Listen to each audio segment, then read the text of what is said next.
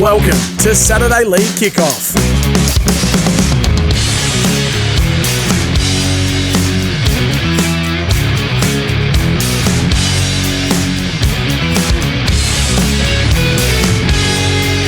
Yes, it is another edition of Saturday League Kickoff. Scotty Sattler, Andrew Webster here with you on another weekend, and what a great start to the weekend it is. And to all our viewers out there on Fox League, welcome. Hope you had a great start to the Easter break, and also our listeners throughout the SEN network as well. And if you're a Dolphins fan, a Dragons fan, as our good mate Webby is, and also, who else had a good win last night?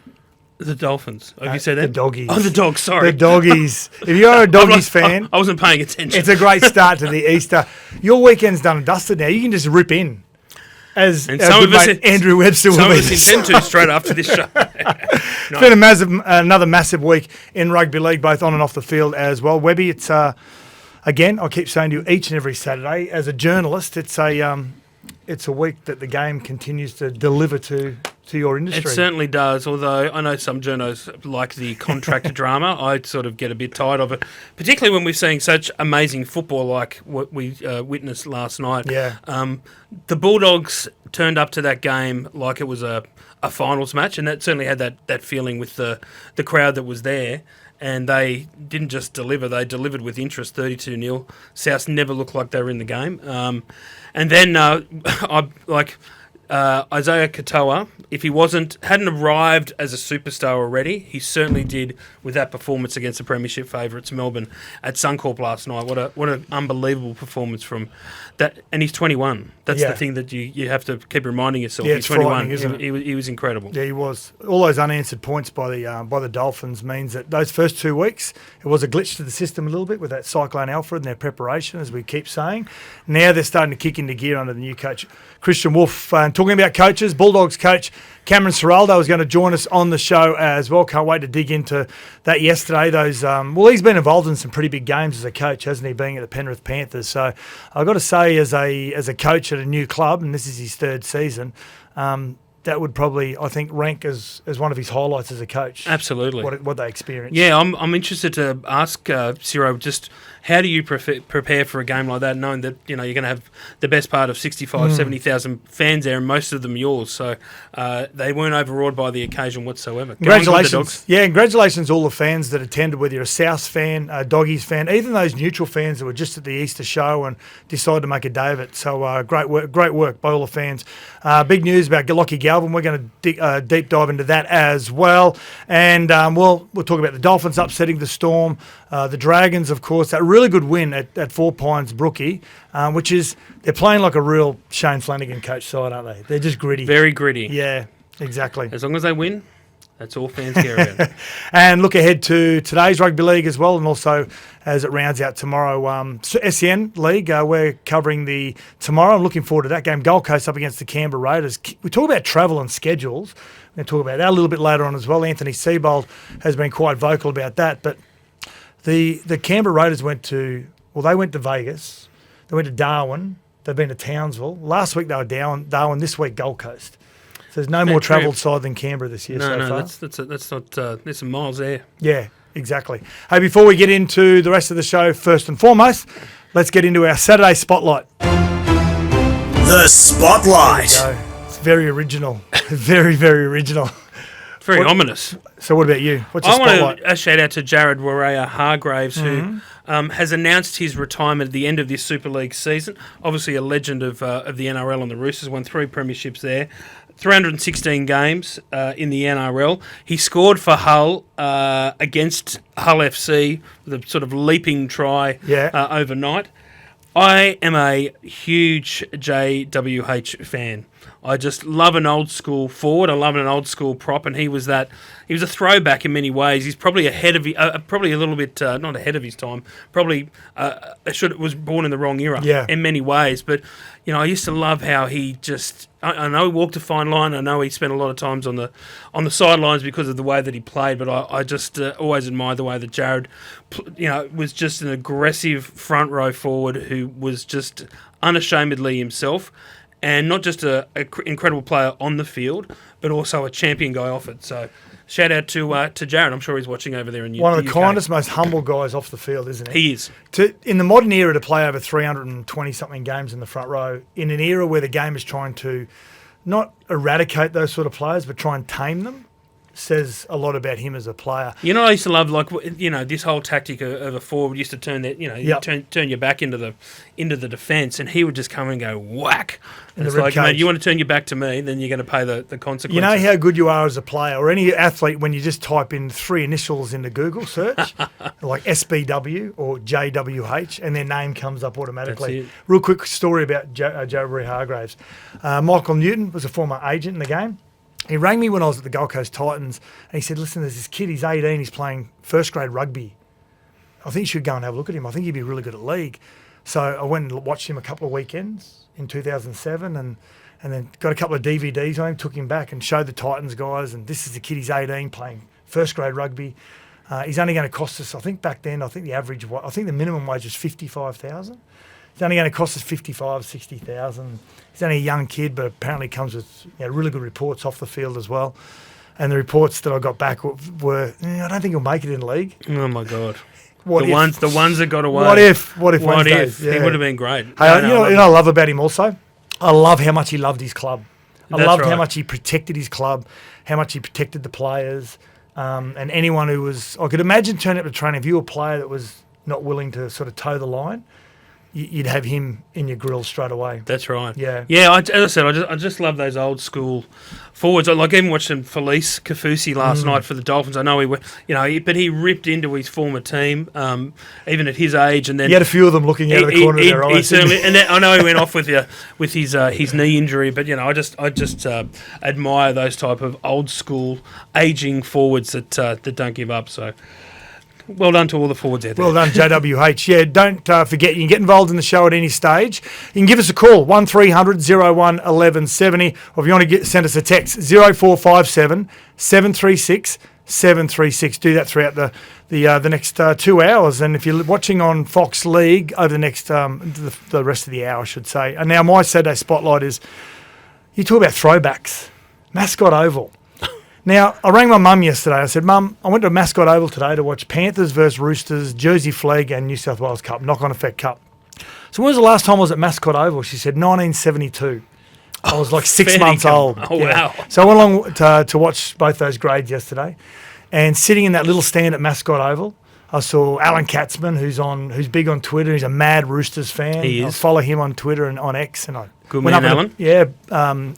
Introduced myself to him, and then sitting there in the stand, and I'm looking just along the side of the oval, and I see Ivan Cleary there, obviously to watch the lower grades. That's great. And then Trent Robinson walks in. Awesome. You'd expect that, but it's great to see them there as well on a Saturday afternoon. Then Angus Crichton walks through, and then Sammy Walker walks down, and then in walks Nick Politis, just a billionaire at Mascot Oval on a Saturday afternoon. That's right. And then Dave Gingell walks in as well. Look at the names you're dropping here. But I just looked at it and I thought, I was sitting with some people, and I thought, how good's that? How good's that? We're just at a local community field in a real stronghold of rugby league, and some really powerful people in the game of rugby league, and not sitting at home waiting for the Bulldogs and South game to start, which is a huge event. Nick was at Mascot for, it might have been SG Ball a few weeks ago when it was flogging down rain. Yeah. Did you talk to Nick at all? I went up to Nick. I've tried to crack Nick on about 4 or 5 occasions over the last 25 years. Because I want to get to know him. Because I hear such great. You're good mates with him. He's a good strong contact. I hear such great things about him. He's a fascinating guy. Yeah. So I always go up and try and crack him. So I went up yesterday and I said, "Hey Nick, how are you?" Scott Sattler, lovely to see you. And he said, he just sort of nodded his head. He said, "Hello," and he had his black sunnies on. And I went, and there was that moment of awkward silence. And I went, "Oh," and I just disappeared. And he so walked I can't away. crack him. I don't know why. I don't know what it could be. It might have something to do with the covering tackle from the 2003 grand final. Maybe that's it. It might have something to do with that. He wouldn't hold a grudge like that, would Sorry? he? Does he hold a grudge like that? Oh, yeah, baby. Nick, He can hold a grudge. Nick, let's do coffee. You know what? He's actually a pretty shy guy, Nick. Yeah. Yeah, he is. He is, except when it comes to business and his football team. Talking about like JWH and loving his team, there's a man that loves his club ever since sponsoring them way back in the mid-70s, wasn't it? That's right, yeah. Yeah, absolutely. Hey, let's get on to one of the major talking points over the last 24 hours, which is not off-field. It's all on-field, and it's got everything to do with that great game that we saw at Accor Stadium yesterday between the Doggies and, of course, the Bunnies. So 6-0 to start the season. What's that, the first time since 1938? The defence of the Bulldogs is ridiculous. They're only averaging just under 10 points per game. I can't remember seeing that previously. Maybe this early on the season, some of those great teams over the past have been that low on an average per game. But what a great spectacle. Unbelievable. Yeah. Look, just in terms of this, let's just talk about the crowd and the spectacle first. To me, that crowd just showed why Accor is important. Yep. Why Sydney needs a stadium of that size, and why whether it's the New South Wales government or particularly rugby league, which is apparently flushed with money, should be doing all it can to try and make Accor the premium stadium for crowds of 50 or more. And that's what I just think. Everyone thinks that Accor should be levelled. I know it's hard to get out to, but when it's got that size of crowd for an event like that, it's I agree with you, pretty Webby. special. It's a little bit like the MCG, and back in the old days when the match of the round was always at the SCG, and Accor can become a little bit like that, can't it? When you have those big events, all roads lead to the biggest stadium, and you don't take it for granted then. That's right. Unfortunately, all the roads that lead to Sydney Olympic Park are congested with traffic. It takes you 3 hours to get there. But that's what Sydney doesn't do well, big events like that. But that crowd, for me, just showed how important it is that the rugby league and the New South Wales government get it right in terms of in trying to look after that stadium. Maybe if Peter V'landys stopped asking all the time for money out of the government for a grand final, they might be a little bit more Receptive? more receptive to the idea of doing it up anyway. But in terms of the match, I thought South did so well. Like, they were suffocated of possession. They did so much defence on their own line. Jai Gray was incredible. Jack White was incredible. I think they got stiffed with the Colin Matangi escort penalty. But in the end there, I think it was all going to be inevitable which way it went. I didn't think it was going to be that inevitable. I didn't think it was going to be all that one-way traffic. But Canterbury are flying. Perfect for the Doggies. The bye last week, and they knew it was going to be a big event. So sometimes it can work against you. You're thinking about, before the bye, you're thinking about that big game in a week's time, and then you don't play. And then all of a sudden, it's consumed you for nearly 2 weeks, this upcoming game.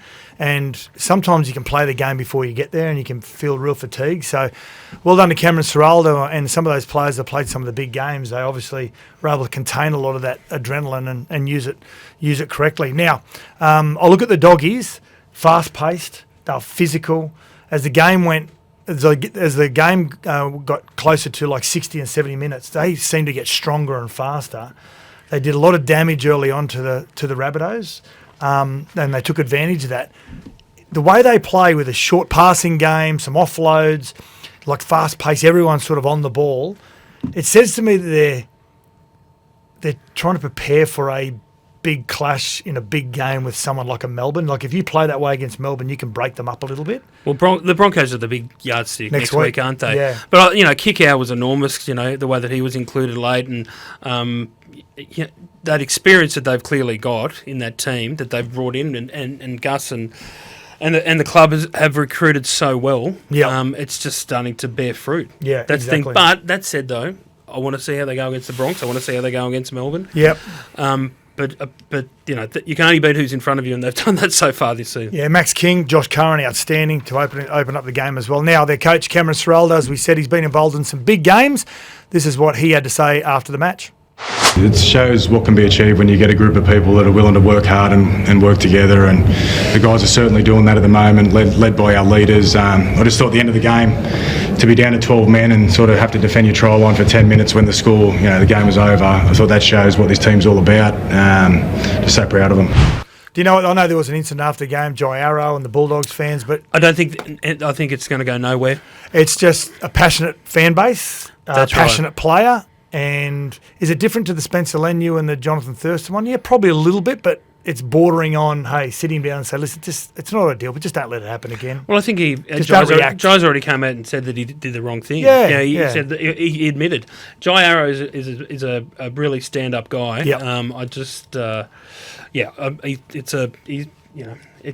Heat of the moment. Yeah, absolutely. Passion. Absolutely. Now Bulldogs fans can be a little bit lippy, and I would be too if my team was leading the competition. Now they've got fans everywhere. The Bulldogs. I'm wondering how many travel to that game at Suncorp next Thursday night. I'd be going up. Is it school holidays next week in New South Wales? I don't know. It is too. It is. Get up there, Put Dogs the family in the camper van. Get up there. Get up there. I was Now, going to say in the boot. Put them in the boot and just drive up. Remember doing that, getting in the drive-in? Going to the drive-in in the boot or the car? Yes. Yeah. Hey, now you're showing your age. Yeah, now, he's a man that's been involved in some big games himself through his grand finals and origins. Stephen Crichton, the skipper of the Doggies. Well, this is what he had to say also. It just shows how hard that our team's been working, and we base our game off our defence and our scramble D as well. And like Coach said, probably credit to the boys. That last 8 minutes we're down to 12, and we spent some time down on our try line defending there, and the way that the boys showed up there and just finished the game was real professional for the boys, and it's been a good learning curve today.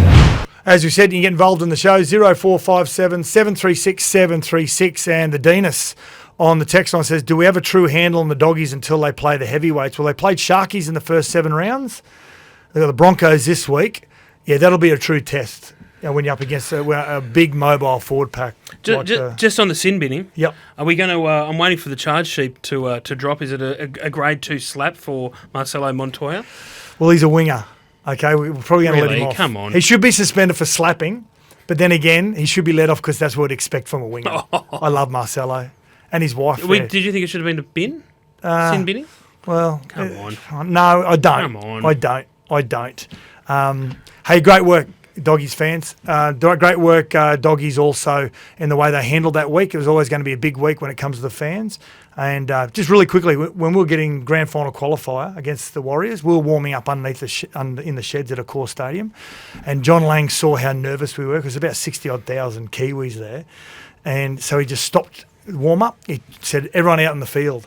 So he took us out in the field to warm up so we got the crowd and felt what it was like. So when we got out there the first time, we wouldn't be shocked. So the coaches, they know how to deal with those situations at the right time. Very good. Yeah, absolutely. Hey, let's get to a break. Have your say, 1300 01 1170, or send us a text, 0457 736 736. On the other side of the break, the Bulldogs coach, Cameron Ciraldo, is going to join us. Yeah, welcome back to Saturday League Kickoff, and thanks very much for all your text messages throughout the show so far. 456 says, hey guys, I'm a massive fan of the show, and we're a massive fan of you fans as well who love the show. Now, this man, we know that, our great sponsors, Temper, great night's sleep with Temper. The difference is Temper. He would have had a great night's sleep, this man, last night. Now he gets stuck into his Easter eggs over the weekend. Cameron Ciraldo, the coach of the Bulldogs, joins us on Saturday League Kickoff. How are you, Ciro? I'm good. I actually broke into the Easter eggs late last night, so I'm going to have to go and purchase some more today. Yeah, no, well, it's always good to get the game out of the way, especially on a long weekend, and then you start thinking about next week. But overall, last night, you and your coaching team would have been ecstatic with not only the win itself, but just the way they handled themselves across that entire 80 minutes. Yeah, really happy. Like, it was Good Friday. We're so blessed to be in that situation where we get to play on the public holiday, and really grateful that we got such a big crowd there and all our fans turned out and made it such a special occasion. But there was just moments yesterday that, I think that sort of lifelong memories, like our walk over from the hotel with the crowd to a core, and then, to have a record crowd there is, something we're truly blessed with at the moment, and we can feel the energy around our club at the moment, but it's only round 7 and we've got a long way to go. Now, there were some reports, Ciro, that yourself and Stephen Crichton, who have been involved in some massive games with your years at the Penrith Panthers, that you did have a word to the team leading up, because you had 2 weeks to sort of get used to this game, and you knew it was approaching. And a lot of the time, we were saying earlier on, Ciro, you can play the game in your head before you get there. So with yourself and Stephen Crichton, what were the messages to the players to be ready for an occasion of this nature when they haven't been used to something like this? Firstly, just to enjoy it. Like, it's, as I said, our club's blessed that we get to be involved in moments like this, and that's the reward for being a Bulldog. But first thing is you got to enjoy it. You got to soak it up, but being able to bring yourself back to the present's really important. And we got Critter up in front of the group to talk about how he does it and the experiences he had. And it was great for our group to be part of that yesterday. We realise that it's only round 7, but we really want to be in those big occasions, big stadiums, big crowds at the end of the year. And yesterday, no matter the result, we're always going to take some lessons out of the whole process of it. And I was just really happy with how our young guys in particular handled the hype of the occasion and stuck to their own processes and performed really well. Ciro, congratulations on the start to the season. I was lucky enough to have a chat to Connor Tracy and Stephen Crichton before NRL 360 on Tuesday night at Fox, and Gordon Tallis actually asked Critter, why are things going so well at Belmore? And he just said, mate, we're all just bouncing into training. It's just the chemistry there is.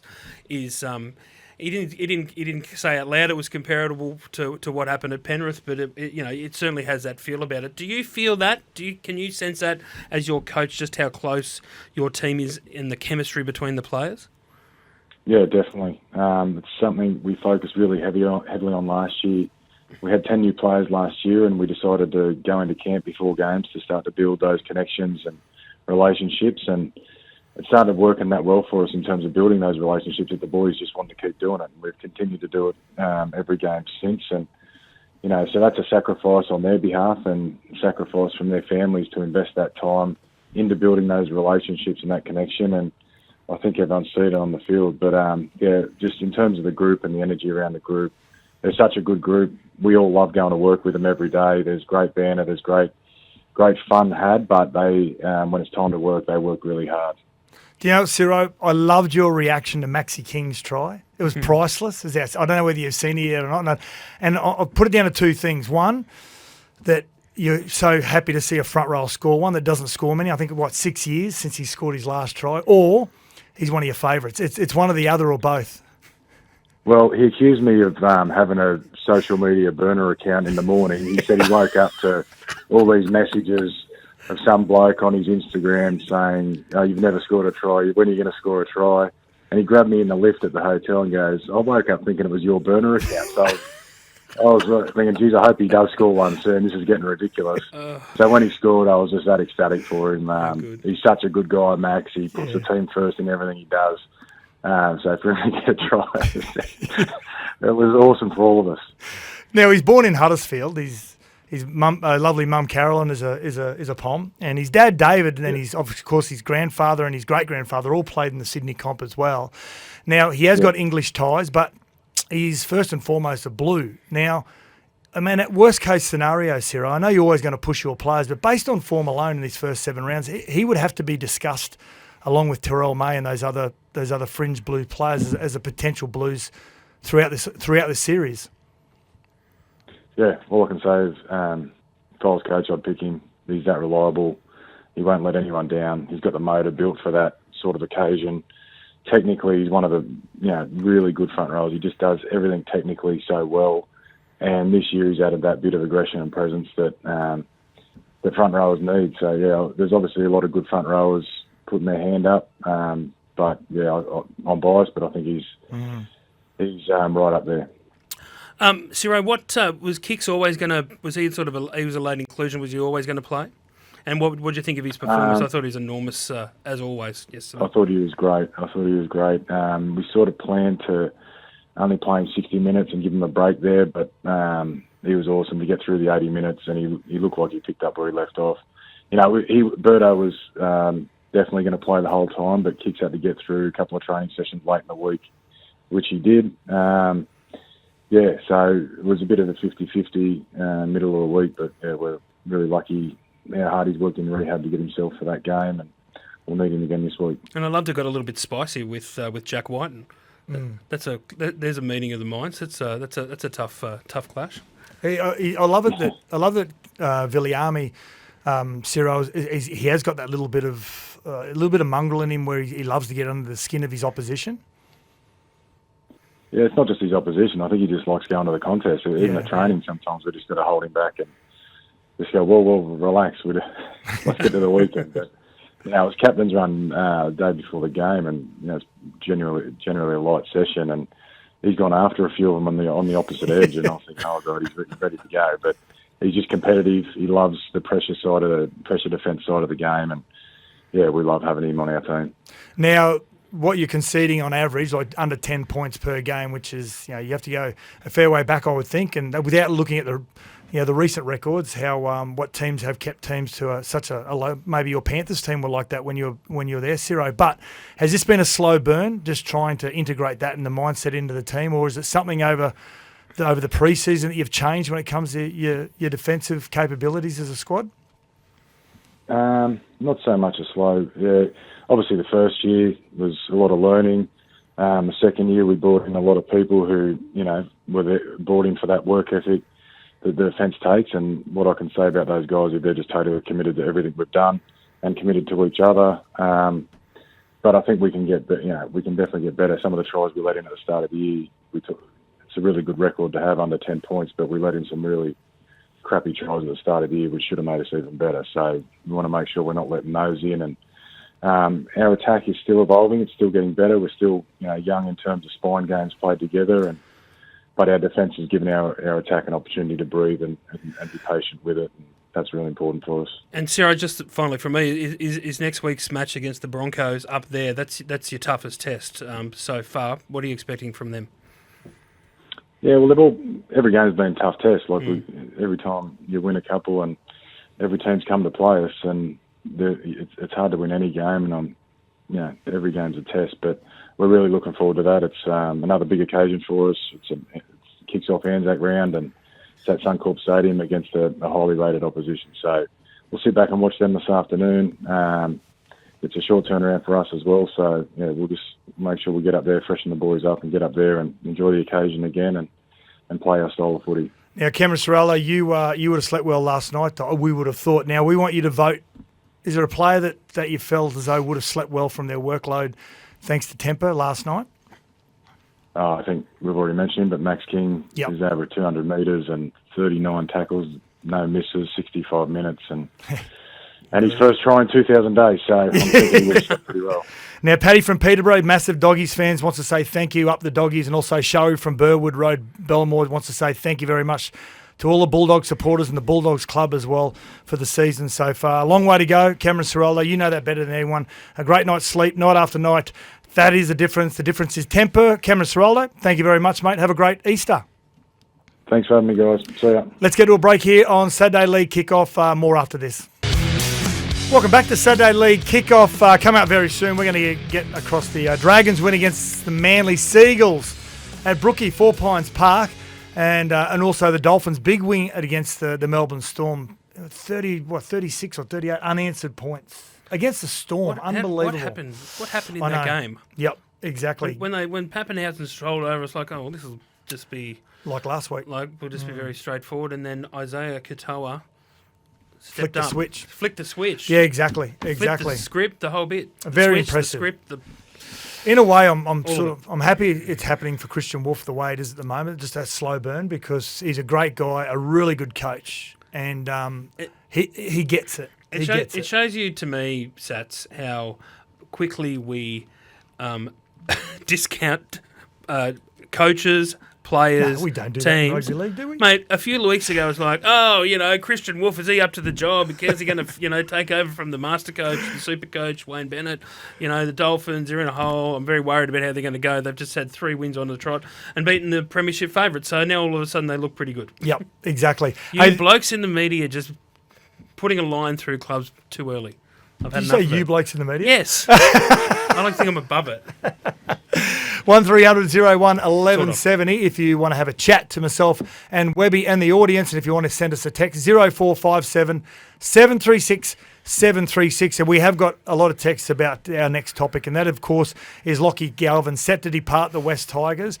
A knockback, a reported 6-year $6 million deal. They're going to tear up next year, 2026, and start again with a new deal, and been dropped to New South Wales Cup this week, playing for West at Lidcombe Oval. Is that right? What a throwback. One of the great fields, Lidcombe Oval. Have you been to Lidcombe Oval? You've been a mascot. You would have been to Lidcombe, wouldn't you? I've done a pre-season at Lidcombe Oval. Right. My dad chased a guy that threw a pie at him at half-time into the crowd when he back in '69, I think it was, or '68 or whatever it was. Someone threw a pie at him. Threw a pie at him, and then he jumped the fence when he was coming off the field at half time in his boots and chased him through the crowd and caught him up somewhere near the hill or something and give him a touch up. If I couldn't love the legend of John Sattler anymore, I do now.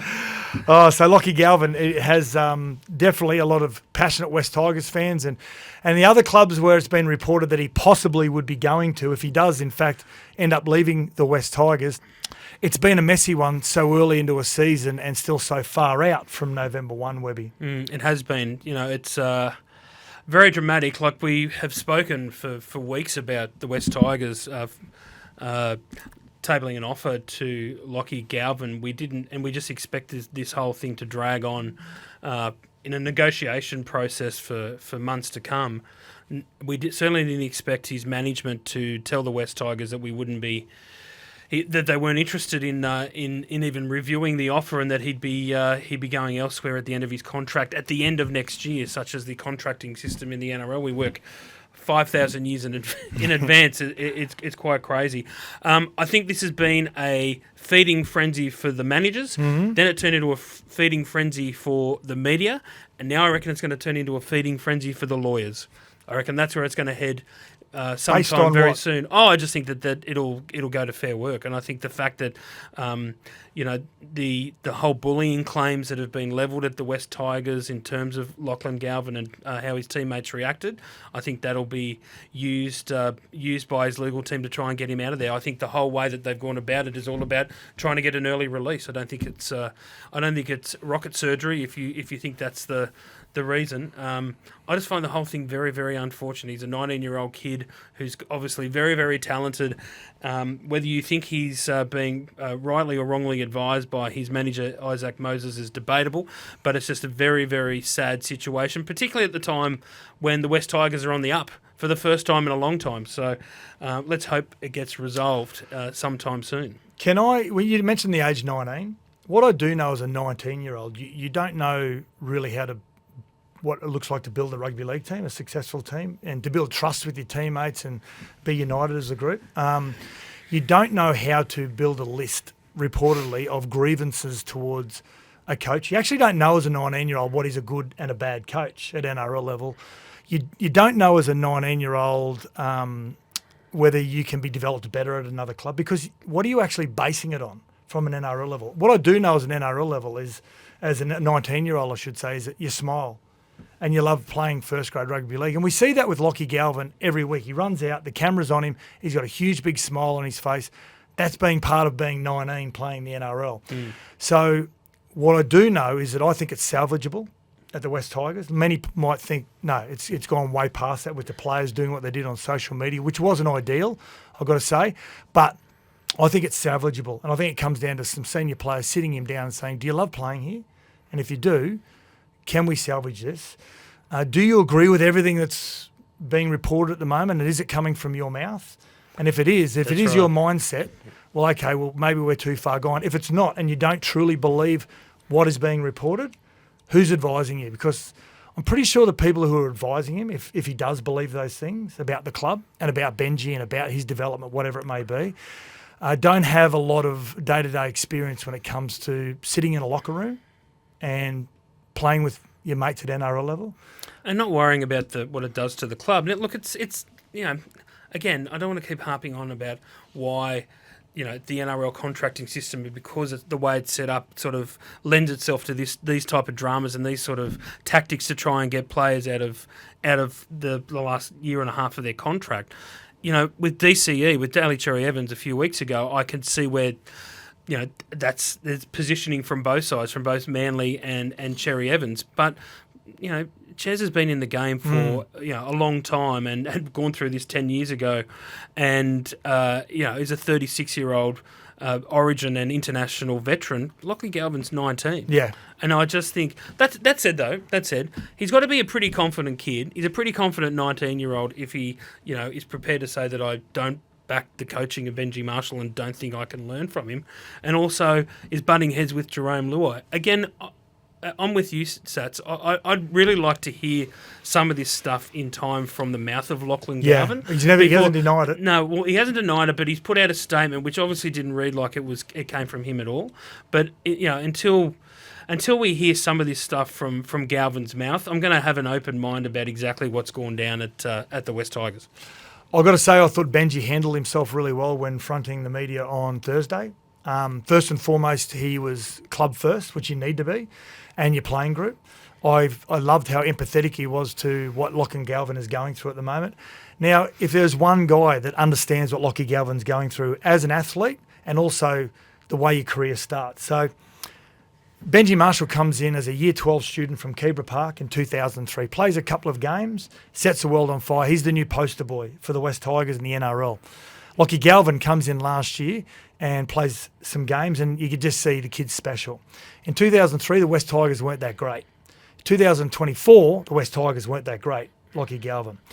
Fast forward to the second season, and Benji plays a full year, has a couple of injuries, shoulder surgery, whatever it may be. The West Tigers improve, and he's still only 18 years of age, 19 years of age. Just missed out on the finals, 2004. Lachie Galvin, great start of the year for the West Tigers. Things are on the up. So you've got to enjoy what's happening at the moment if you're a West Tigers fan and what it looks going to look like in the next couple of years. 2005, the West Tigers win the comp. What does 2026 look like if Lachlan Galvin is a huge part of that resurgence of the West Tigers? So if there's a guy that's empathetic to the way that Lachlan Galvin is feeling and thinking at the moment, it's his coach. It's Benji. You're right. But Benji doesn't have never had the dark clouds of trying to his management trying to leverage a better deal elsewhere and saying I'm not going to be here and having to be there for a year and a half. I don't think it's. But this is exactly, like, it's so obvious. This is exactly what Isaac Moses wanted. He wanted to leverage his client out of the club. Early, because he's on 300 odd this year and next. So, look, I'll be stunned if he is at that club, Lachlan Galvin, in 2026. I don't think I do know that Shane Richardson, the CEO, has been inundated with calls from other clubs saying don't let him go. Yeah. Because they're not happy with the tactic that's being used to try to crowbar him out of his contract. But on the flip side, clubs play all the other dirty tricks as well to try and get to move players on. So it goes both ways. Yeah, it does. The way it should have played out, I reckon, Webby, is Shane Richards wants to sit down and obviously upgrade the kid for next year and for 5 years beyond that as well. And the conversation should have been from the manager Isaac Moses and Shane Richardson was, hey, Richo, let's just wait. Let's just ride this out. Let's just see whether we make the finals and Lachlan has a good year. We don't want to put too much pressure on him.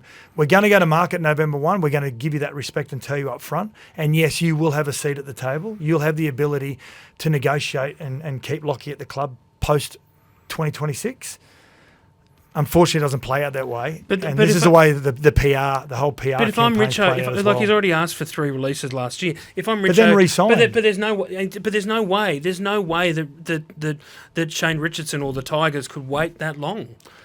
There's no way you can wait that long. That's because the way the market is set up, you need to be. If it's not now, then you're going to have to start looking for other playmakers down the track. I get that. I get that as a club. It, you've got to try and tie them up now. And to be honest, I don't have blame on either the club nor the manager, because that's just the way that the contracting system in the NRL works. And what it does, and we've seen it already, that things are just getting done further and further in advance. I know Dylan Brown was different because he had clauses, but still it was all done well ahead of when he before he finished at the Eels. We see it now with Ches, and we've seen it over and over with countless players. Again, sound like a broken record, but something needs to change away with how players move between clubs in this competition. Yeah, I agree with you. I mean, the system's got to change. I don't think the game wants to change. I don't think the game wants it. I think the fans want it, and I think some of the coaches want it, but I don't think the game wants it. Because but there's a feeling that the media feed off this stuff. I can't talk for other journalists. I get tired of it. Yeah. It's just another week. This week it's Lachlan Galvin. The other week it was, Dylan Brown, Daly Cherry Evans. Who's going to be next? Well, Spencer Leniu, Daly Cherry Evans and Dylan Brown are thanking They're thanking Lachie Galvin and his management Who's for where next? this is going. Who's next week? Exactly. Well, I'll tell you what. I wouldn't be surprised if it pops up again in the next couple of weeks with another player and another club. 0457 736 736. We're going to try and get to all of your text messages, and there are a lot coming through. Lachie Galvin, Parramatta.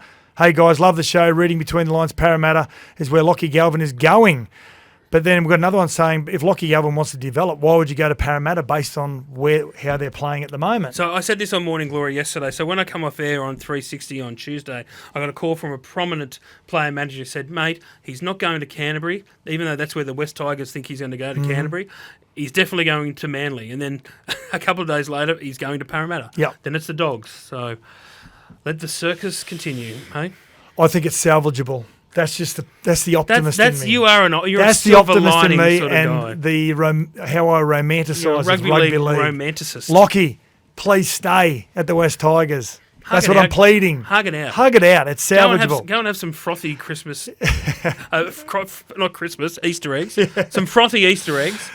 And then sort it all out. Thanks. Yep. Hey, we're going to get to more of your texts. If you want to give us a call, 1300 01 1170. You can do that also. And let's get to a break here on Saturday kickoff here. Myself, Scott Sattler, Andrew Webster. We'll get to more of your texts after the break. Yeah, well, like we said earlier on, and I don't think that window will change, that November 1. I think there's a lot of coaches out there and club representatives that want a transfer windows, various ones across the year. I don't think the Games wants it. I think. You don't think the NRL want it? I don't think they want it. Oh, I think they I don't do. think they're ready for it. I think they were really keen on it, and in the last CBA negotiations, the RLPA were digging in, and just for the sake of getting the deal done, they pulled that from the table at the last minute. The NRL, but Matt Cameron, the CEO of the Penrith Football Department, great man, Camo, who I reckon. It's a bit of a tangent. After listening to how he was interviewed on Vossi and Brandy during the week, it just confirmed to me, if I'm Andrew Abdo, I am throwing the bank at him and making Matt Cameron the head of football. At the NRL? At the NRL.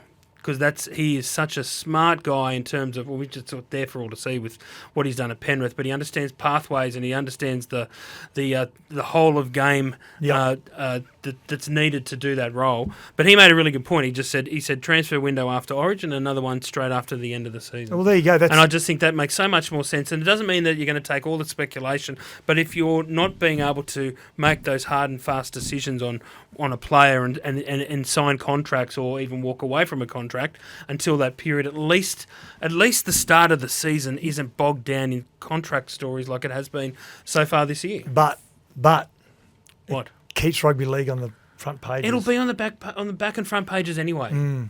I hear this all the time. Like they go, what else are we going to talk about? Are you kidding? There is always something to talk about in rugby league. Exactly. But I tell you another like even there's always something to come up with. The Spencer Lenu thing happened last week with at Suncorp. There's always drama in rugby league, and constantly talking about contracts gets very boring. Yep. Now, Lundy, one of our loosest listeners and viewers, Sats, on a rare occasion, I've got a serious question regarding Lachie Galvin. There's a lot of speculation that he's done a done deal at another club, even though this is against the rules. As a result of this, wouldn't the team that ends up signing Galvin be concerned that signing him will put the club in the crosshairs of the NRL? I'm sure they'll be keen to put that club under the microscope to investigate. Well, when any of this happens, the NRL, they'll already be asking questions to the people who they feel as though are in the know, and if there has been a deal done somewhere else. I don't think there has been a deal done somewhere else. I've got no doubt there has been some conversations, but I don't think there has been a deal done somewhere Unless else. there's proof of a contract being signed, then it's okay. I remember when they had June 30, I'm talking about 20 years ago, and the NRL put a memo out to all the clubs before June 30 and said, look, if you've done deals with players, just don't announce it on July 1. Yep, that's it. Hey, that's all for our Fox League viewers. You can continue to listen to the second hour of Saturday League Kickoff via SEN on the network, or if you haven't got the SEN app, just download the SEN app. It's very easy to do so. We've got plenty more to talk about. We're going to talk about, as I said, the Saturday Rugby League coming up today. We've got the Dragons versus Seagulls. We'll just review that game as well. Tommy Trbojevic, how important is the back end of the season going to be? Look ahead to Easter Monday, and of course, the Dolphins upsetting the Storm. Plenty of Queensland fans up there, plenty of Dolphins fans as well. This is Saturday League Kickoff. Scott Sattler, Andrew Webster. Stick around. More to come.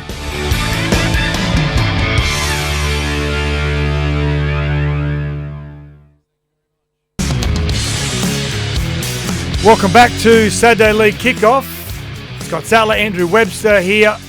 And what a massive weekend it has started out to be. First hour recap, we talked Lachie Galvin. We also discussed, Ian from Bowen called up. He had his opinion around, it's all around that, the November 1. And we know that's one of the biggest concerns at the moment. And not a bigger concern as your earpiece. My earpiece keeps dropping out, I'm sorry. But it is a massive concern. I don't know when that is going to change, but it needs to be soon. Outside of that, Ian had his thoughts from Bowen around that. It's not ideal. It's not. And I know there's this argument that we shouldn't stop players being able to decide what their future looks like. But so many things can change in the 12 months that you're supposed to be playing at a club and then leaving that club. One of the few... Penrith have used it to their advantage, but it's taken a club like Penrith, who's had those premierships, to be able to... And Viliami Kikau is a great example. Like they, after their... Was it their first or the second? It might have been their first premiership, and Ivan Cleary said, look, we just can't even make an offer. Yeah. And he said, well, I'll tell you one thing, I'm not leaving early. And because I want to win another comp with my mates, and that's what they did. But they're a very rare, they were in a very rare situation, the Panthers, for them to be able to do that and use those departing players as motivation at the end of a very long year. Yeah. But not everyone's the Panthers, and it can be quite destructive for a club, as we've seen with the West Tigers, who were going quite well to start this season. So there was a lot of chatter throughout the week and on social media saying, how could Jerome Luai have a shot at Lachie Galvin on social media when he left the Panthers for money himself? But different scenario. Salary cap, unfortunately, and based on his market value, he wasn't able to stay at Penrith. He could have. There's such a simplistic view about. Yeah. And look, I don't agree. Look, I thought Jerome's Instagram post or story or whatever the kids call it was that was enough. But then for Taruva to come in and take a photo of that private message to his mates. Yeah, I just thought that was all a little. Do you reckon he'd be filtering through your mates and social media to see which one leaked that one got out? Yeah, how it got out. But I just mean that went too far. That said, though, to say that well, how come they can take the money and Lachlan Galvin couldn't? Well, there was an offer of around $6 million on the table, was to be on the table for Lachlan Galvin, but completely different circumstances. They weren't agitating for a release from the last 2 years of their contract by saying that he didn't think Benji Marshall could coach. So that's a bit different to what happened with Taruva and Jerome Luai. Exactly. Also, Cameron Ciraldo, the Bulldogs winning coach from yesterday, he joined us in the first hour. If you missed the first hour, you can get the podcast wherever you get your podcast from. Really good chat, actually. When we spoke to him about Max King, coaches have a persona, and they've got to keep that persona up to the public and show that they're disciplined and everything they do. But I love it when they drop their guard a fair bit. Now, when Max King scored his try yesterday, he was up out of his chair. At that stage, I felt as though he forgot that he was a coach. He was more of a fan. And to have a little bit of a giggle about what his relationship with Max King is, it's refreshing. And that was hilarious. He said that Max King had told him that he was getting chipped on social media about not scoring a try. Yep. And wondered if it was Cameron Ciraldo's burner account. So if it was, I tell you what, that's a coaching masterstroke. Exactly. Perso here, love the show, lads. And our text line is 0457 736 736, or you can give us a call. We love it when you call the show, 1300 01 1170. Perso here, lads. I love the show, and as a Tigers fan, I feel for Galvin. I feel the club has handled the whole thing horribly. Why table an offer so early in the season when they have until November? Well, Perso, as a club, and you've got someone that you really want to keep and make the future of your club, you try and tie them down as soon as possible, and you do your best never to let them get to November 1. Sometimes that doesn't work out, and sometimes you still get a seat at the table November 1 and you still win the player and keep them at the club. But as a club CEO or general manager or recruitment manager, you want to try and tie down your best players as soon as possible. Shane Richardson knew that the moment Lachlan Galvin said, or Lachlan Galvin's manager said, we are going to go to November 1, Richo's been consistent with this. He knew that they were never going to be a chance of keeping him. Yep. So that's why you've got to do it in advance. Okay. That's why you've got to do it so early. Yep. To be honest, they're doing it early. They've done it earlier than they've done it late in comparison to other clubs who try to do it in the off season. So this season isn't cruelled by contract negotiations. Yeah. Let's look at it from another side. If Which says to me, like the fact I don't think he was ever going to stay. Okay, so He's never going to stay. So based on that, if they knew he wasn't going to stay, I think they were hopeful, but I think the fact that he'd asked for releases and it's going to be a long shot for him to stay. Do you think if they knew he wasn't going to stay, that they get him in early, they make him an offer, they know it's just going to be thrown into the wind, and then it gives the ability for the club, because Richo to start looking for others. Well, also draw a line in the sand and be able to say to the public, this is what we stand for. We've tried to make an offer, and our club's not going to accept this sort of behaviour for the players. Well, I just think they wanted to get some surety around their squad, but I don't think they anticipated that it was going to be so poisonous about Benji. Yeah. Which leads to the assumption that it's more about a personal fallout between Benji and Isaac Moses. Marsden Shotto on the text line says, boys, I can't get my head around how Fogarty is apparently only worth around $500K a year while Galvin is looking at $1 million. I feel like that's massive unders for Fogarty. Marsden Shotto, it's a good point you make, because based on the market value for halves, there's not a lot of really good halves that are on the market. But then you also got to look at age as well. So the age of Jamal Fogarty, yes, he's not Daly Cherry Evans' age, and yes, he's not Lockie Galvin's age, but he is getting into that age bracket where you start trimming off a little bit of your sign-on fee, but still make it worthwhile, that you feel as though there's still a really important cog in the wheel, and he is at the Canberra Raiders. If they're going to play finals over the next 2 or 3 years, he's a real important cog. Now, we're hearing that he might possibly stay with a 2-year offer that's been made by the Raiders. It's confirmed that they've made a 2-year offer. Yeah, which is significant, because it was all about whether he get the 2 years at Manly and only the 1 year at Canberra. Now they've upped the offer and said it's over 2. So we've spoken about on this show the last couple of weeks. If I'm Canberra, I'm holding on to him. Yeah, because he's just at 31, he's starting to play the best football of his career. Mark asks you, Webby, as a journalist, does Isaac Moses talk to the media? Like, you never hear much from the agent. What, in terms of the record? Well, on the record. Oh, yeah. I've got no doubt that he speaks to a whole stack of journalists on background. Most managers do. I haven't spoken to Isaac. Like, for example, would he come on a show like this? I would be stunned. To talk about, to get his version of events. We might try him next week. Isaac, if you're out there listening via SEN Network, okay, 0457 736 736. Well, give us a call. Sorry, I haven't spoken to Isaac for 5 years. I don't generally talk to managers. Yep. Just because I think they've got far bigger vested interests when they're giving you information. I got my accreditation. You're talking to me. Yeah, particularly you. You're probably the dodgiest one out of the lot.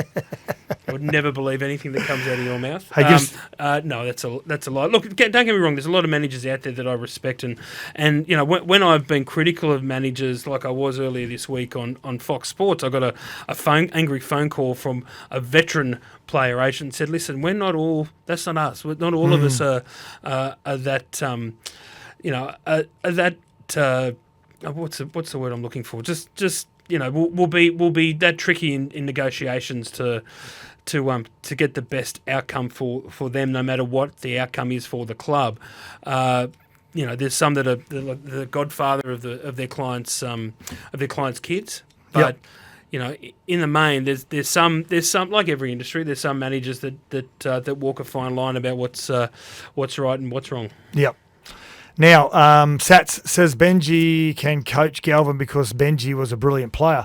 No, I'm not saying he can coach him because he's a brilliant player. I'm saying that 502. I'm saying that he can coach him purely from an emotional perspective, because he knows exactly where he is, and from a physical perspective as well. How do you look after your body and how to prepare for the rigours of the NRL week in, week out.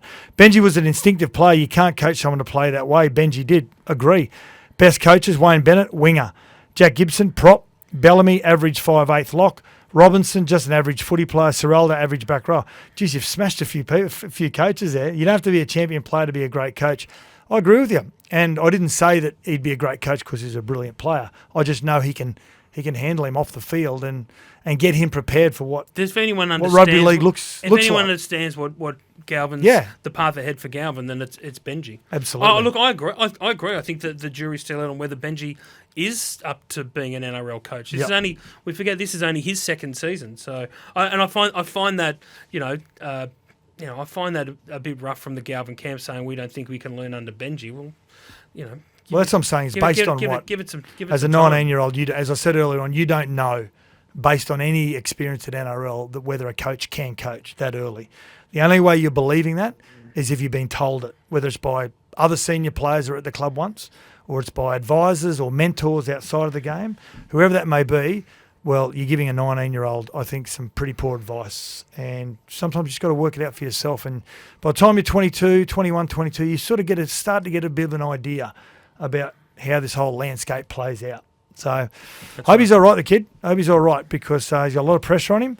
And the only way that he can get that pressure off him is be able to just treat it like white noise, the old goldfish mentality, and just go out and play the game that we see him playing each and every week when he's got a big smile on his face. So let's see how he rolls out this week for West at Lidcombe Oval. Hey, let's get to a break. You can give us a call at any stage, 1300 01 1170, or send us a text, 0457 736 736. This is Scott Sattler, Andrew Webster for Saturday League Kickoff. We'll be back very soon. Yeah, this is Saturday League Kickoff, all thanks to Wing House, the best seats and beers, always guaranteed. We're going to get stuck into some of the games that have already been played. Of course, the Dolphins, massive win over the Storm. Your Dragons going over the northern beaches and just flying. Yeah, as we said earlier on, just a typical Shane Flanagan coach side. Never in doubt. We've got a good mate Brooksy, who's returned from Bali, sitting there living vicariously through him before the show. Very tanned. Very tanned, isn't he? Yeah, exactly. I'd suspect some of that's fake. Yeah. Because that's the kind of guy it's like his veneers. Yeah.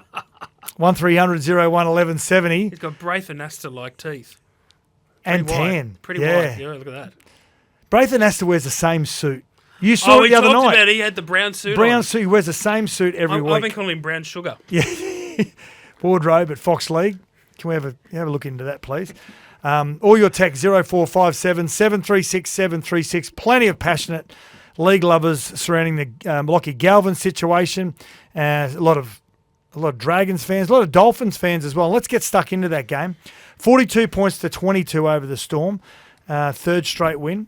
Zaya Katoa was absolutely unbelievable. 5 try assists. Really? Ridiculous. 40, listen to this, 40 unanswered points against anyone. That's hard to fathom, but against a team that is the overwhelming favourites to win the comp this year, but also one of the most successful teams in the modern era, is just unfathomable. I suppose, look, the only excuse Melbourne really had was that Harry Grant was a late withdrawal. Yeah. They're talking about 4 to 6 weeks, so that sort of has hamstring? Has him walking a origin tightrope for the first game, an origin tightrope as we call it in rugby league media. Yep.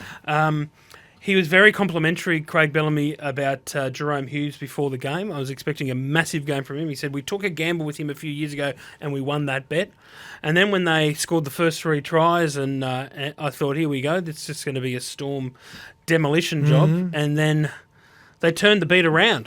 Yep. The Dolphins. Like Gloria Estefan. And absolutely smashed it. Katoa, you have to keep pinching yourself that he's a 21-year-old kid. The maturity that he has, and the way that he controlled that game all over the park was just, that was, as I said earlier at the top of the show, if he hadn't already announced himself as a superstar of the future, that completely made it underline the point for anyone that saw him at Barker College as a 16, 17-year-old knew that he was on some sort of path to. Well, I'm not going to say greatness, but this exact same path that you're talking about. Played for the Glenmore Park Brumbies, which is out in Penrith, one of the local suburbs out there. And God, that area can produce some superstars, can't they? I mean, what I was watching this Jersey Flegg and New South Wales Cup yesterday for Penrith versus the Roosters, which they won both games comprehensively. There's a hooker that plays for Penrith called Billy Scott. And I know we don't like to... That's a good crafty nine's name. There you go. He's a 9. Billy Scott. And you hate to compare players, but I'm just talking about styles, okay? Just purely style. I remember watching Cam Smith as a 17-year-old, and he got out of dummy half, and he didn't know whether he was going to be quick enough. He sort of, I'm not quite sure, but he had all this time in the world, and everything else around him just had more space because of it. And it's just the way that unfolded. Then he made first grade at 19, and then the rest is history. This kid's 20. He plays exactly like him. Left foot kick out of dummy half. And then you got all these other players that are playing in this Jersey flag side. This the fullback, I think it's Edgar, I think it is, for the Titans as fullback. He'll be the succession plan to Dylan Edwards when he decides to hang them up one day. So Glenmore Park Brumbies has Joseph Suaalii. He was a Glenmore Park Brumby. That's right. But not only we've got to keep reminding ourselves that he's 21 years of age. He signed as like an 18, 19-year-old to the Dolphins, and then sort of handed the keys to the team, and then we're seeing what we're seeing over the last 2 or 3 years of playing first grade. Well, you can see why it stung the Panthers so much when he did decide to go, and Ivan had a fair bit to say about it, and I think Wayne responded and said, suck it up. The Broncos had to deal with that for years. But the way that Katoa, the try that he set up for Lemu Ilu, where he double pumped, and then that's what I mean, where his facial expression seemed to completely bamboozle the Storm defence, and he got in behind the line, and then that short pass to him for a 24-16 lead. And I was making notes going, well, that's pretty special. I thought that was the hallmarks of a very classy number 7. And that's the word you used. The class of it was that when he threw the dummy, he sold it that well to the defence that they flew up out of the line, that he was able to throw it behind them to a player that was behind them as well. So it was absolutely magical to watch. And, calling the game last night as well, I was listening. Joey was texting someone because he just waxes lyrical about Isaiah Katoa all the time because, when you talk about individuals and the skill set they have, I think Joey still supersedes most 7s and 6s, just the overall individual skill that he had, the ability 100%. to kick and pass the game and just read the game.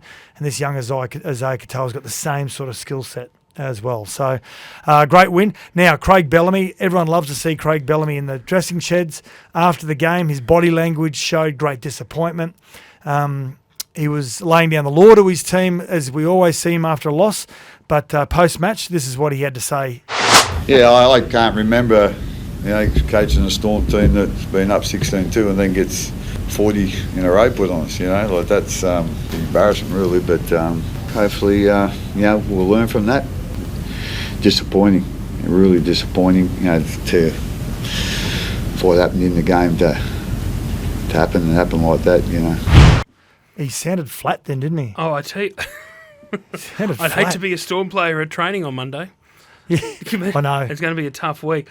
I don't think he's never seen a Storm team give up that many points in the second half, as he pointed out, bellyache. But I don't think I've ever seen him in a press box, in a coach's box, with a smirk on his face, just amazed at what was happening before him. Like it's usually he's pretty intense, but it sort of that resignation about how poorly his team had played was written all over his face, as he said there in the coach's box. I'd never really seen that reaction for him. So, I think it's if any team can use a loss like that to their advantage, it's the Melbourne Storm. Well, we saw a couple of weeks ago there was a record that played that if they get beaten, they come back and they put an X amount of points on a team the following week. That's right. Yeah, exactly. Love the show, boys. I'm in the gym double pumping to Gloria Estefan on the speaker, Mark says. Love the Gloria Estefan. Now, that's about the only song I know. There we go. Beautiful. What a banger. Yeah, good. Now, his combination... You would have been to Gloria Estefan. Oh, I love Gloria Estefan. I used to get Gloria Estefan and Pat Benatar always mixed up. Shakira. Different era. Shakira was a bit... When was she? She was afterwards. Yeah. Do you remember when she did the Super Bowl halftime with J-Lo? Yeah. That was a biblical performance. Now, combination with Cody Nicarima with Isaiah Katoa outstanding. And off the bench, sometimes people look at bench players and you go, you're just coming in just to fill a hole until your stars come back on the field. But your bench is actually meant to have an impact. That's exactly what they did. Kurt Donahue, Josh Kerr, Ray Stone, a double. Ray Stone is the guy Mr. In-Between. If ever they had to find a guy to play Mr. In-Between, that great Australian TV series, it'd be Ray Stone. Well, isn't his name Ray? It is Ray. It is Ray. Yeah. Ray. Somebody. I don't know. Yeah. But I tell you what, Ray Stone getting a double wasn't on my bingo card at all last night. Josh Kerr can find a try. I tell you who else was really good last night.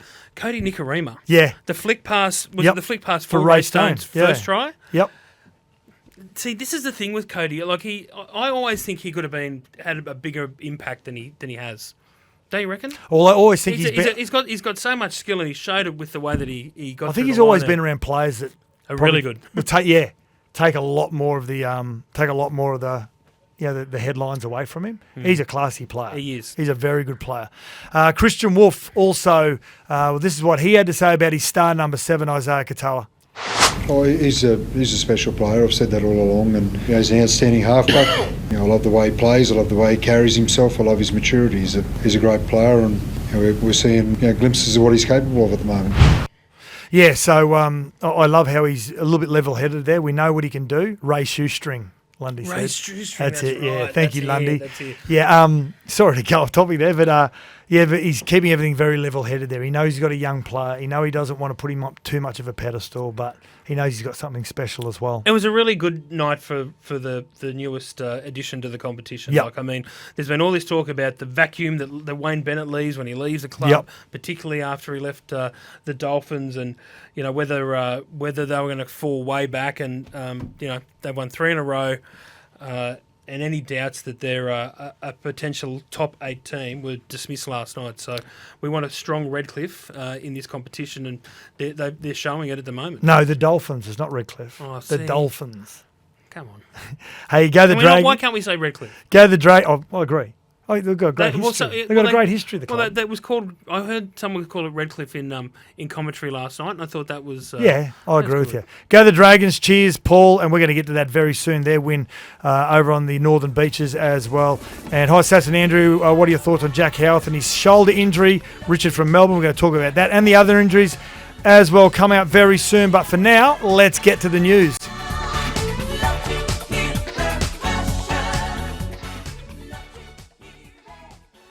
You're coming from, and also it's a good series. Oh, I'm rewatching it. It's such a Yeah. it's an Australian series. Love the show, boys. Loving Webby's balcony updates too. Sunglasses are mint, Robbie says. That's because I've got a new podcast with Buzz. Yeah. There's an unholy marriage, and they want us to do like updates on stories that are breaking, and I live on I need it's glary up there. Because otherwise I'm squinting like this. Oh, thanks to Winghouse, the best seats and the beers, always guaranteed. We did want to touch on really quickly the Dragons 20-18 over the Sea Eagles at Brookie, 4 Pines Park. What's that, 3 straight games now they've lost the Sea Eagles. Now it's really easy. It's really easy to say Daly Cherry Evans' decision that he's going to leave the club is the reason behind that the Manly Sea Eagles have lost the last 3. It's easy to say that Anthony Seibold has said after the game that their schedule is not ideal. He's playing X amount of games in 25 days, whatever it may be, or 14 days. I think both are factors. They are factors. But they're not excuses. But the major factor is Tommy Trbojevic. We just know that. We know that history tells us that with Tommy Trbojevic since 2020, 66 games since 2020, 40 wins, 24 losses. So 40 wins out of 66 games. Pretty good strike rate. It does. And look, to be honest, it doesn't surprise me. You take a player of that calibre out of any team. Yep. You talk about Andrew Johns earlier. Yeah. Their strike rate at the Knights without him was pretty spectacular. Spectacularly bad. It's the sooner he comes back for them, the better. Exactly. So we have got a text here saying he'll play next week. We did hear at the end of March it was going to be around 4 weeks, so a little over 4 weeks. So we're not quite sure. Can I ask you this, Sats, yeah, from the game? Sipley referred straight to the judiciary. Yep. For a hip drop. Fair enough. I didn't think it was great. No, it wasn't great. I would have expected a grading. Referred straight to the judiciary is a long sentence. It's almost the accusation is he meant to do yeah, it. Yeah. That's I don't think he did that. Yeah, I don't think players, anyone intentionally hip drops. No, absolutely. Yeah, no. It's like the crusher. No one intentionally does it. The head gets in the wrong position. The only time someone would deliberately do a crusher is when you stop, you pick them up and you re-drop back down on the weight on the back of their neck. It's hard. I find the hip. Look, I think they're a terrible tackle. But if I'm a player, I'd be living in fear of being charged with one. Yeah. Because just sometimes the speed and the way that the bodies get contorted, So you're the gonna Jack get fined. White one, for example, last week. That's was right. ridiculous. Yeah. Absolutely ridiculous. Well, I mean, Aitken was he was put on report yesterday. Yeah, he was. He was. See, that one to me was very borderline. Yeah, I mean, there are a lot that are borderline, but there is so much going on. You've got the power of the athlete that pushes through the tackle, and you automatically just end up at the back of the attacker. And a lot of the time, You get your legs. just can't change. Your legs are swinging out. well, you're and you've got no expecting the sign. athlete to go, I've been beaten, I'm just going to let him go. Because you know that's not going to happen, because on Monday, he is going to get polarised in the video session with the coach. Yeah. So, Good. again, rugby league, so many moving parts. Another interesting little fallout from the Dragons game was Kyle Flanagan's comments about we're apparently the worst halves combination in the comp, but we'll just keep on It's nice little- doing our thing. Yeah. Little bitch slap. Well, to they the are critics. they are doing their job. I mean, They are. you can't argue that. Yeah. Now, Are they the worst halves combination in the? I'm not going to get into that conversation. That's what we call a hospital pass. No, well, I'm saying no, because where they're sitting at the moment and they're winning games, they're not. Good. Okay. So with Do you want me to try to set you up then? yeah, with Tommy Trbojevic, they 40 wins from 66 games. Without Tommy Trbojevic since 2020, 62 games, 21 wins. Dropped significantly, so history tells us they've got to get him back on the field. Anyone who wants to use the announcement of Daly Cherry Evans I think it's a pretty easy target to look at, because if you win games, everyone forgets about it. When you lose games, everyone looks for a reason. I will say this: he's not playing great. No, he's not, but he's got a lot of mates around him as well. And the argument is, well, he's the leader. He's the one that's got to lead them through these times, and he has done it before. I think he will do it again as well. Never write off a champion. So the next 4 games, Panthers away. Then they've got the bye, the Sharks at home, the Cowboys away. So they have had a lot of home games. Manly. They have. Yeah, in the That's first what I 7 thought rounds. from a Dragons point of view was so good. Like Thursday night, huge crowd at Brookvale. Yep. Heaving at Four Pines. It was a very tough win for them up there. Yep. So yeah, the judiciary report has come out. Have you received that yet? No, So Viliami Kikau. Some idiot forgot to bring his laptop in So today. Viliami Kikau, high tackle, careless, grade 1. Davey Mawali is a dangerous contact, 1, grade 1. We've got Tui Kamakamitha has got a high tackle, careless, grade 1. And Ryan Pappenhausen, 77th minute, dangerous contact, 1 as well. No, Like like it. it. Good stuff. Like it, Pete, on the panel there. Yep. Hey, let's get to the Warriors. Hang on, no charge for Marcelo Montoya for the. The slap? No, oh good. No, they're going to fine him for ridiculousness. For not slapping him hard enough. Have you seen both he and his wife Taylor have got their own little sort of podcast? No, I haven't It is seen that. hilarious. Is it really? Oh, she is one of the funniest human beings. It's about when she was pregnant with their twins and what he's going to be like as a father, and how he says it's so tough being about to be a new dad, and she's got this great take on life. It's a really good podcast. I'll It's check it out. outstanding. Yeah, so let's look at some of today's game, the Saturday countdown for Saturday league kickoff.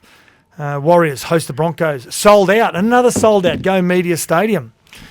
They got the worst point differential of the top 8 teams, minus 20. Got to fix that up. They're missing James Fisher-Harris, of course, Shans Nickel-Klukstart, and Reece Walsh's first game back in New Zealand. Everyone seems to forget that he had some time at the Warriors, Reece Walsh, as an 18, 19-year-old. That's right. Yeah. That's right. Yeah. It's I reckon it's a danger game for the Bronx So do I. over there. Apparently going to be wet. Yep. Nighttime game. Yep. It's I'm sure Michael Maguire is more than aware of this being a tough one for them at Go Media Stadium. You'd still like to think that the Broncos will have just a little bit too much class. Yeah, the wet, but look, teams like the Broncos and Panthers and Melbourne, who like to play a little bit of expansive footy, it just brings them back into the field. It's like when Melbourne played the Dragons at Although I remember Broncos in a game a few weeks ago with pouring rain. They were I think it was when we had Michael Maguire on this show. The Dolphins game, they were scoring long range tries and throwing the ball around their own 20. So it doesn't seem to stop their attacking prowess. Roosters v Panthers, Allianz Stadium, the SEN League call team. Breton Speed, one of the best in the business. Brett Kamali and the Lion of Lebanon, Temi Manor. Panthers looking to avoid their 6th straight loss. What? Who would ever have thought in a million years we'd ever be saying that? Well, they played each other in round 2. The Roosters defeated Penrith 38-22. Of course, the Panthers were clawing their way back into the game. I see what you did there, clawing. Yeah, pardon the pun. Nice. Yeah, and Roosters 0-2 at home this season as well. Let's get to some of your text messages. Webby, you said you liked how Jerry WH loved and protected his club. So how would have he reacted to the Galvin situation if he was at the Roosters? Bulldog Bob. He would have clunked some heads. He would have grabbed him. He would have taken him for a coffee. Sure he would have said something, yeah. He would have taken him for a coffee and said, what's going on? Well, it wouldn't have happened to the Roosters because I don't think they would have taken an Isaac Moses client. Yeah, true. Yeah, true. Exactly. Well, that's true. Like I know it's like well known that Nick doesn't deal with him, particularly after the Swali'i departure. Yep. Paul from is it Bega Magpie? Sorry, says all week I've been telling anyone who wants to listen, the NRL have to eradicate 3 things immediately: player agents, the RLPA, and the Rabbitohs. If we must, then I suppose we can live with the first 2. Bega Magpie. I'd rather keep the bunnies in there, to be honest. Yeah, exactly. Yeah. And there's a place for all of us. Lundy says, for the union, for the managers. Lundy says, this weekend I would take the Wenty Magpies halves over the Dragons. Very good. Lucky Galvin, I like that. I like it. Yep. Now, there seems to be a lot of talk about Galvin's mental health. Has anyone asked Benji about his mental health after Galvin's camp dumped on him? Doug the Rug says. Well, I thought Benji, he's got pretty thick skin, Benji, and he handled it pretty well. And we heard him on Thursday. He was empathetic to the situation. He was, but I don't think it. I heard he was pretty rattled by it.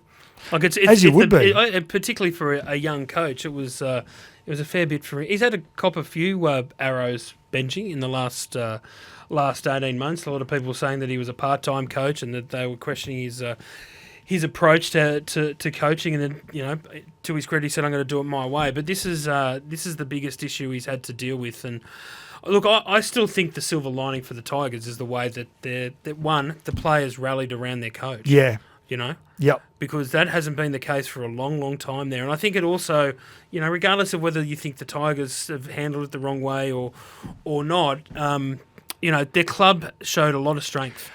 That's a really thought was really, like, in comparison to the last 10 years or so, was something that if I'm a Tigers fan, and I could see a lot of that on social media as well, that the reaction, just from Tigers fans I know, that in the main, I know a lot were, quite a few were critical, but in the main, they were very happy with the way that the Tigers dealt with the situation. Yeah, I think the majority believe that the West Tigers, there's some things that weren't ideal, but they are handling the situation the best way they can.